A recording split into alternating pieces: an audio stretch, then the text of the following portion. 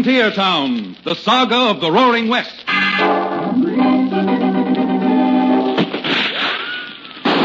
Frontier Town. El Paso, Cheyenne, Calgary, Tombstone. Frontier Town.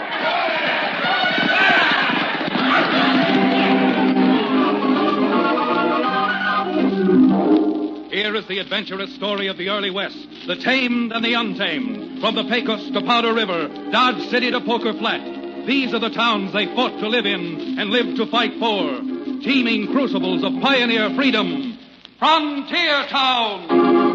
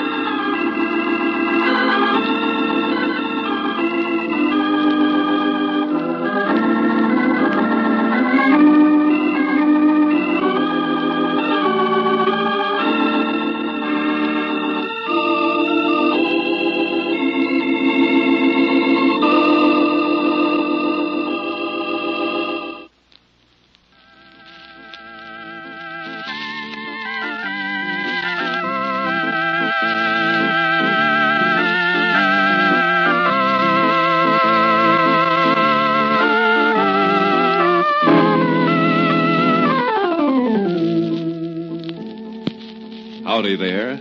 I'm Chad Remington, Frontier Lawyer, with my home and a headquarters in the cow town known as Dos Rios. Now, believe me, I'm not complaining when I say this, but I don't want any of you to get the idea that being a lawyer on the frontier is just a business for a student of Blackstone, because it isn't. The frontier is raw and rough, hard and boisterous, and that all adds up to the fact that even a lawyer out in the wide open spaces gets more than his share of trouble. Of course, a man who keeps his eyes open, as well as his fists ready for action, often manages to pour oil on the troubled waters. And it's about this oil that I'm interested right now. You see, just a short while ago, there was a great deal of oil poured down in the Indian Territory. And it all started one afternoon when an oil promoter known as K.C., Kansas City Leonard, and his half-breed Indian companion to Larry succeeded in closeting themselves with the chief of a small, peaceful tribe of Indians, Chief Blue Fox of the Cold Springs tribe. A bottle of mezcal was handy on the table in the stuffy little office. Now, all you gotta do, Chief, is make a mark on this piece of paper. Huh? Chief no savvy, Mr. Leonard. Well, give him another drink and explain it to him in Indian lingo then, Talari. Luke maho nona, beso secuna. Miss Labatusa? What'd he say? He say, what paper mean to his people? Pour him another drink. Hey, no, mezcal. All right, Talari. Now, tell Blue Fox that this paper just gives me the exclusive right to drill for oil on his reservation, and that it isn't going to interfere with his people at all. No, nasa, lusamana, Leonard. No, Bewa. Chief say he signed. Now you're talking. Hey, Chief, make your mark right here. Mishona Meska. Him sign paper. Now him want more. Kimono Mishima. Oh, Chief, daughter, just come back from Indian school. Have you been giving my father mezcal to drink? Why, we were just talking over a little business deal. And what was that paper you were so quick to hide? Just a little business agreement me and the chief made. I wish to see that paper. Oh, yeah? Well, that happens to be a confidential business document. Just a little agreement giving me the right to drill on the Cold Springs Reservation for oil. Oh. When a man finds it necessary to ply another with liquor in order to enter into a contract, his motives certainly will take looking into. Manawatuna. Very well. But this is certainly not the last you two are going to hear about this.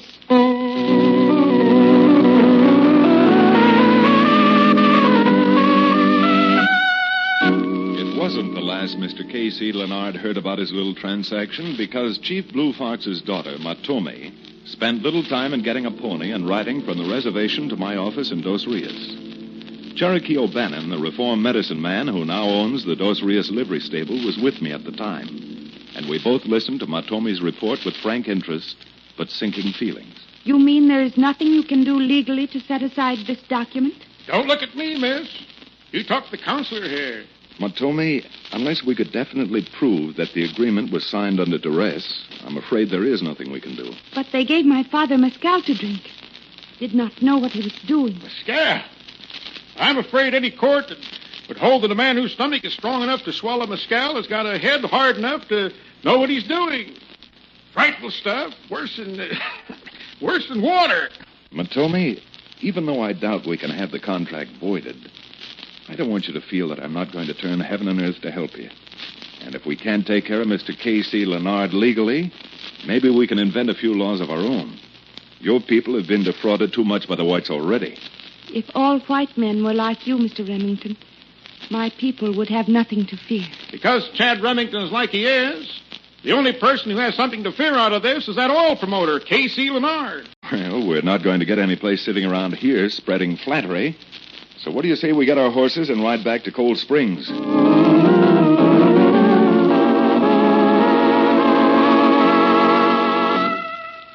The town of Cold Springs itself sits on the edge of the Cold Springs Reservation, high up on the rim rock.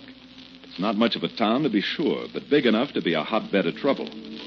On arriving there, we found that Leonard had rented a shack to use as his office. And I decided to walk over and see him. Because you never know if you're trying to trap a cougar or a skunk until you get close enough to see the stripes. I left Cherokee to watch the horses while I started down the dusty street on foot. I certainly wish Chad had found a better place to tie off these horses than the hitch rack in front of the local tavern. Not only is my thirst getting stronger, but temptation grows by the minute. Wonder if I couldn't watch the horses over the bat-wing doors if I found a good place at the bar inside. Wouldn't take me very long, and perhaps it'd be better if I'd find someone to watch the horses for me. Here comes a fellow now. Pardon me, sir. May I have a word with you? Were you calling me, mister? No, I didn't call you mister. I called you sir. But I would like... But Billy Blue Blazes if it isn't Wildcat Maxon. Cherokee. Suffering Joe Cherokee. When did they let you out of jail? It'll be impossible for me to answer that question, Wildcat, until I know which jail you have reference to. Yes, indeed. Yes, indeed. Well, are you still peddling that rattlesnake oil? My boy, you see before you a reformed man. I now own a livery stable and act as a bodyguard to a prominent lawyer. Tell me, what brings you down to a saddle stop like Cold Springs? Last time I heard of you, you were up in the Panhandle, someplace near Amarillo. Well, Cherokee, you're apt to find Wildcat Maxon any place where there's oil. And a man with a paying job for a driller to get it. You mean you're down here to drill oil, Wildcat? Just arrived an hour ago. Going to work for a real wildcatter. Promoter by the name of K.C. Leonard. Leonard? Well, well, well. It's a small world after all. Tell me something. Do you know this Leonard? Do you know anything about him? Do I? I could start right now telling you about K.C. and the tricks he's pulled, and I wouldn't get through till tomorrow morning. Boy, don't start the story yet. When Chad Remington gets back from Leonard's office, I want you to tell everything that you know. Well, I don't know, Cherokee. I just put my bedroll up at the hotel, and I should be getting down there myself to report for work. Of course, I don't want to impose upon your time. But suppose we commemorate this reunion by repledging our ancient friendship with a bottle of something satisfying at the bar inside. Well, now, I really shouldn't, but,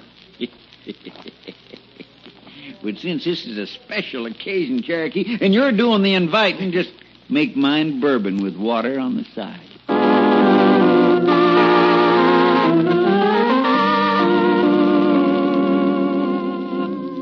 While Cherokee and Wildcat Maxon were picking up the threads and the whiskey glasses, my walk down the street brought me to the door of the little shack Leonard had rented. I tried the door, but it was locked, so there was nothing for me to do except knock.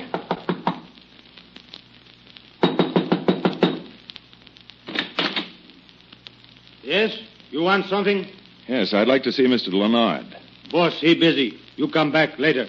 Well, since I've got no place else to go, do you mind if I come in and sit down and wait for him? You go away. Come back later. You're not very hospitable, are you? Come on. You beat it. No got time. Just a minute. I don't mind leaving, but I have no intention of being shoved out. Me say get out. Now me put you out. You local half-breed. Who do you think you are, anyhow? Me show you fast. Just for that, I am going inside and wait for Leonard. Well, you're in, so speak a little piece and get it over with. What do you want? Well, I take it you're Leonard. You'll be taking a lot more if you don't quit strolling around. What's on your mind? I'd like to see the paper that Chief Blue Fox signed here a few days ago. Yeah? Well, exactly who are you? Well, for the moment, let's just say I'm a friend of the Chief's. And for the moment, let's just say that any paper the Chief signed between him and me is confidential. Oh, so? And does that mean your contract won't bear scrutiny? Mister, if you want to leave here under your own power, you better start going now. You may think you're man enough to put me out, but I don't.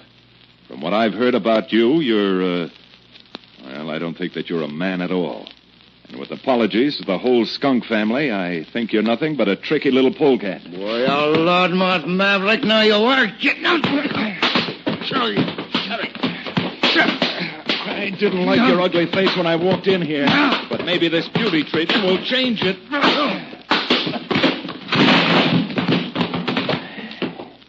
Now, I'm going to finish what I started to say, Leonard. The Indians out here have been taking a pretty raw deal from you and your kind. With the aid of an oily tongue and a few bottles of red-eye, you've gotten away with murder. But there's a penalty for that kind of murder, too, Leonard. And if you insist on going through with this drilling deal, you may find that you're the one being drilled. Because I've got my personal drilling equipment right here.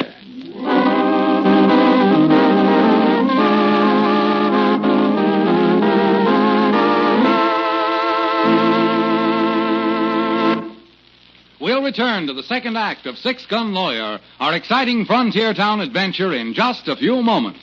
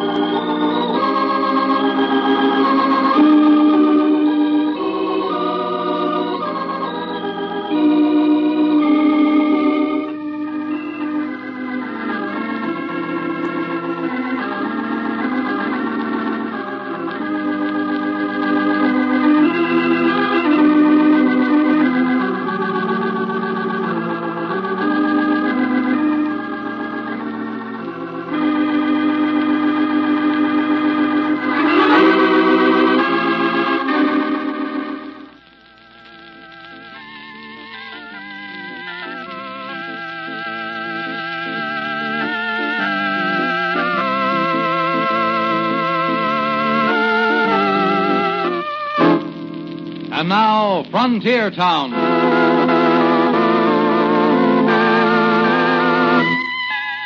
Well, there was no question about it. I'd found out whether our friend K.C. Leonard was a catamount or a skunk.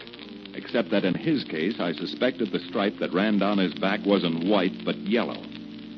After my little double reception in Leonard's office, I went down to see the Indian agent and then paid a call on the federal marshal. Remington, I agree with you from the ground up. But a contract's a contract, and there's nothing we can do to break it. Leastwise, not that I can see. But the fact that his daughter saw them filling up the old chief with mescal, doesn't that alter the facts in your eyes? Sure don't. Blue Fox has been known to store away a good deal of red-eye in his time, and it never even affected him. Nope. As a lawyer, I guess you ought to see that despite the fact I think this K.C. Leonard is the lowest form of wildcat promoter, as it stands, my hands are tied. As it stands? Huh? What do you mean by that? I mean, if, well, let's say Leonard didn't pay his bills, and his creditors had attachments issued. You would serve the attachments, wouldn't you, and close up Leonard? Of course I would. Well, what makes you think he isn't going to pay his bills? From the way I hear it, they got real oil out where he's going to drill, and lots of it. Well, to tell the truth, Marshal, I can't answer your question right now. All I wanted to do was first assure myself that you were on my side of the fence. And you get something legal I can use to close up Leonard, Remington, and you can count on me 100%. That's all I wanted to know, Marshal. But I hope to be seeing you again. Seeing you again real soon.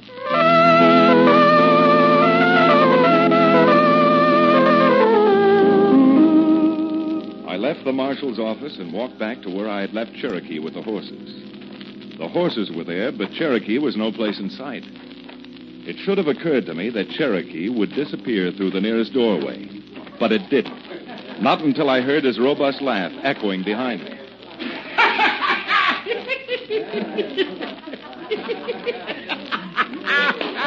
Doggone it, Cherokee, that's a good one. Say, did I ever tell you what happened to me with that little redhead down in El Paso? Oh, but I'd sure like to. Uh-oh. You can all you like, Cherokee, but it's not going to save you this time. Now go on, get outside. Hey, now, just a minute. Who do you think you are, anyhow? Giving cheap orders to a partner of mine. I got a good mind to bash this bottle right over. Wait a minute there, Wildcat. Put that bottle down. This is my bosom companion, the attorney I was telling you about, Chad Remington. Well, howdy, Remington. Well, now that I've lifted the bottle up, there's no sense in wasting it, so here goes, boy. Fine company you keep, Cherokee. Chad, this is one of the oldest friends I've got in the world, Wildcat Maxon. He's an oil driller, and you know what? He's just arrived in Cold Springs to go to work for K.C. Leonard. K.C. Leonard? Well, that's the last straw. Now, come on, you and I are getting out of here. Wait a minute. What's the matter, Counselor? I want the truth now. Just how good a friend are you of Mr. Maxon's here, and vice versa? Why, I've known old Bannon for 30 years. Fact is, he used to buy the oil from me that he mixed with alcohol and called his genuine Cherokee Indian rattlesnake oil. Yes, indeed. Yes, indeed. Our friendship predates my first encounter with the law. Well, in that case, you are old friends. But there's one thing I want to know, Maxon. What sort of a man are you who would go to work for a jasper like Leonard? Remington, I know Leonard's a no-good snake, but I'm a good oil rig man, and a job's a job. Why? Would you be interested in doing a favor for your old friend Cherokee and also helping... You name it, boy, and I'll do it. Fair enough? That certainly is fair enough. And just for that, I'm going to break a long-standing rule and buy you both a drink.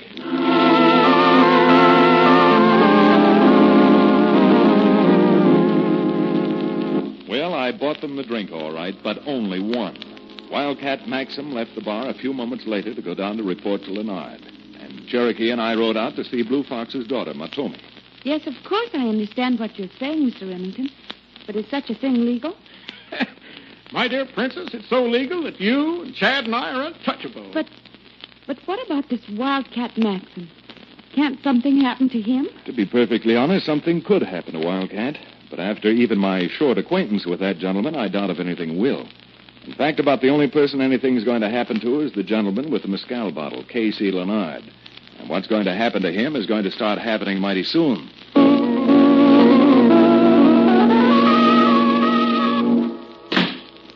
Well, Talar, I never thought this would happen. Something go wrong, boss? I'll say it did. Just got a message from Wildcat Maxon that the hit rock had snapped off the drill stem. This job's starting to cost money.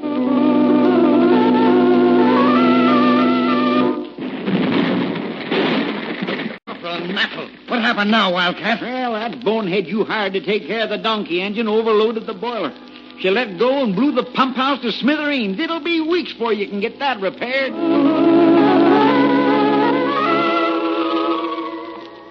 You no can blame me, boss. I just tell you what Wildcat tell me. Now what happened?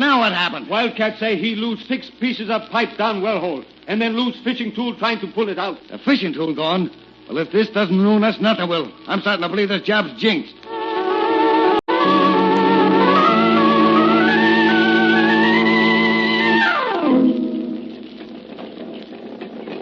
Well, Princess, cast your lovely brown eyes on that. Leonard seems to have his well down quite deep. It's deep, all right, but good old Casey is in a lot deeper. Well, here comes Wildcat Maxon. Hello there, you old wildcatter, you. Howdy, friends, and Miss... Say, just what does a fella call you? Miss Blue Fox or what? No, Mr. Maxon. In Indian, my name is Matomi, which means the stream which always ripples white. But at college, the girls just shortened Matomi to Matty. So I guess that's my name. Wildcat, what dire disaster has overtaken Mr. Leonard today? Well, after the drill broke, we lost 6 lengths of pipe. And then the boiler blew sky high, and something real good's happened today. The credit manager of the tool company come out to get some money and blamed if Leonard didn't give him a check. I don't see anything to laugh about in that, Mr. Maxon. If Leonard's still able to pay his bills. Did I say he was able to pay his bills? I just said he gave the tool company a check, and that check's going to get him into a... here comes Casey now. Here it comes. Look at that ugly face of his, will you? That man is boiling mad. Well. Now this whole thing is starting to fit together. Now that I see the 4 out here, I know just how all these accidents happen. Why, Mr. Leonard, if you think that the 4 of us have been conspiring against you, that's a gross understatement of the facts. Why, you loudmouth little squaw, I get it. Bingo! Give Mr. Remington a big, fat cigar. Listen, Leonard, a lady's a lady no matter what color the pigment is in her skin. Nothing but a bunch of crooks, that's what you are. I'm going to have the law on you. Well, you won't have to waste much time, because here comes the marshal and some of his men now. Bring up, boys. Bring up. Leonard, I got an attachment here to close up your place for non-payment of debts. My deputies have got orders to stop the work and see that nothing is tampered with or removed from the place. My. Now, isn't that too bad? After all the hard luck you've had. Well, maybe you won the first round, but there's still a lot more coming up. That's what you think, Leonard. But I've also got a warrant that's going to put you in the calaboose for the next 10 years for passing a bad check. So just so you don't miss your first lunch at the jailhouse, come on. We'd better get going. You got a fat chance of taking me to... You heard the marshal, Leonard. Now get going. Thanks, Remington. I think he's convinced now. And by the way, we've already attached his office and taken charge of his records and papers and stuff. Great, Marshal. When we went through the papers, there was a contract there signed by Chief Blue Fox. I don't know how it happened, but somehow or other, that one little paper got too close to an oil lamp. And you know what happened? Before we could stop it, that contract was burned up.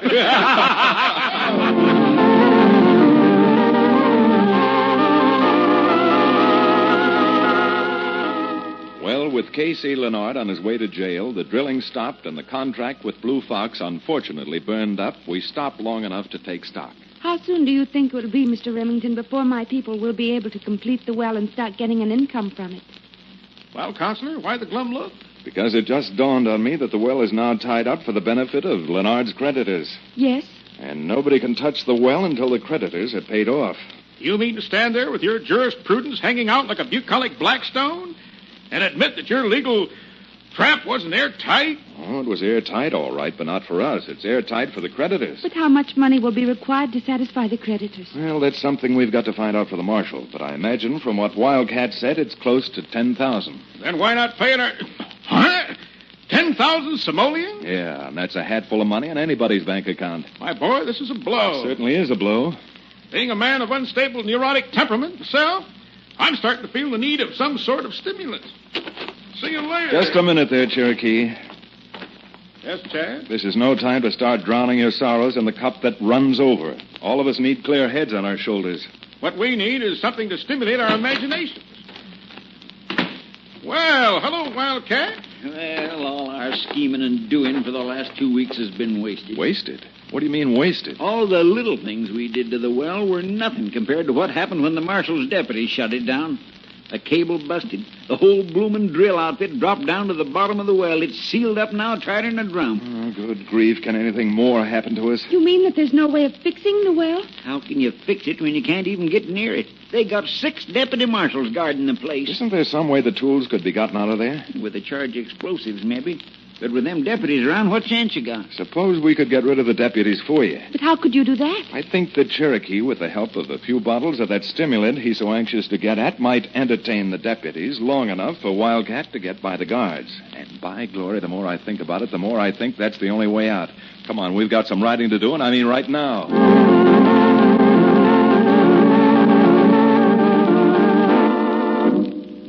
We lost no time getting back to the reservation and the oil well, and with the skill of a successful medicine man and armed with 3 bottles we purchased in town, Cherokee had no trouble distracting the guards. While Maxon slipped in with his charge of explosives, Matomi and I stood off in the mesquite watching, hardly able to draw our breaths. Then suddenly we heard the unmistakable sound of a horse racing toward us. Mr. Remington, there's a horse coming. There sure is a horse coming, and a man I'm not looking to see is riding it. The marshal. Look, he spotted us and he's coming over.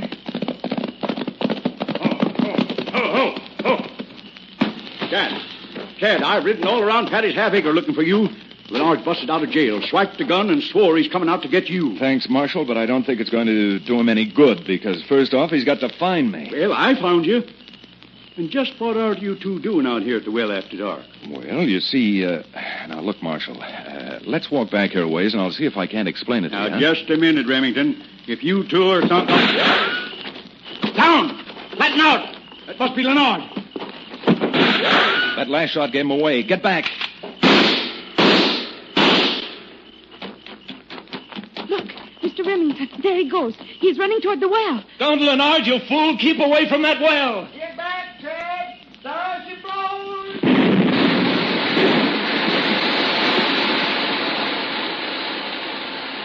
Well, when Leonard started digging for oil out here on the reservation, I bet he never realized all he was doing was digging his own grave.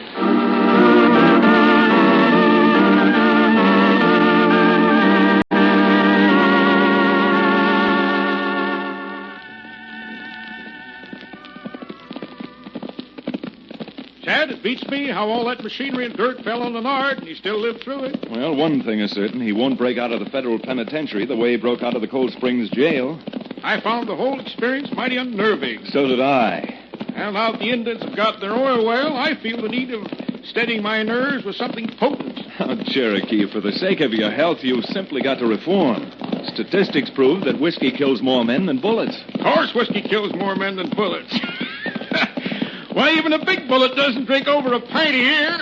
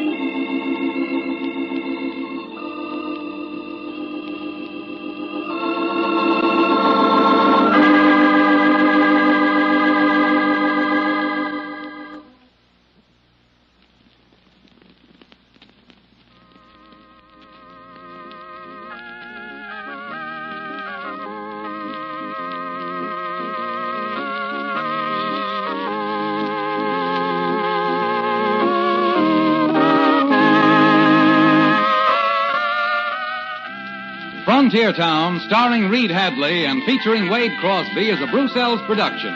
Story and direction by Paul Franklin. Music written and played by Ivan Ditmars. Be sure to be with us again, same time next week, for another fine action-adventure story with your favorite young Western star, Reed Hadley. And now this is Bill Foreman telling you that Frontier Town comes to you from Hollywood.